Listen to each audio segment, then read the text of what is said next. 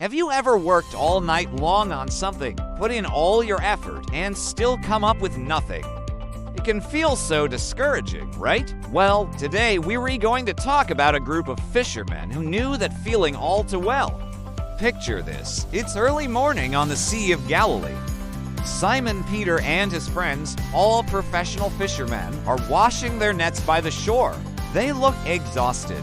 They've been out on the water all night, casting their nets again and again, but they haven't caught a single fish. Not one.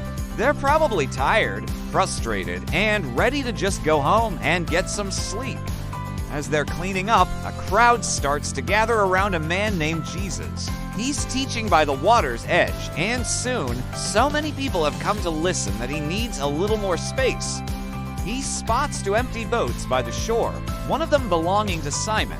Jesus gets into Simon's boat and asks him to push out a little from the land. From the boat, he continues to teach the eager crowd. Imagine Simon sitting there in his boat, listening to Jesus' words. He's a fisherman, not a scholar, but something about this man and his message is captivating. When Jesus finished speaking, he turns to Simon and says something completely unexpected. Put out into deep water and let down the nets for a catch. Now, hold on a minute. Simon is the expert here. He's just spent the entire night fishing in these very waters and found nothing. The fish just aren't biting. It's daytime now, which is usually the worst time to fish.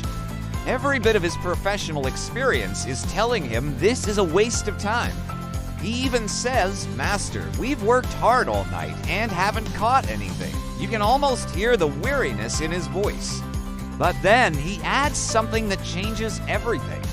"But because you say so, I will let down the nets." It's a statement of faith, a moment of trusting Jesus, even when it doesn't make sense. So they row out to the deep water and cast their nets one more time. What happens next is absolutely astonishing. Suddenly, the net becomes incredibly heavy. It's so full of fish that the ropes start to strain and tear. There are so many fish, they can't even pull the net in by themselves. They have to signal to their partners in the other boat to come and help.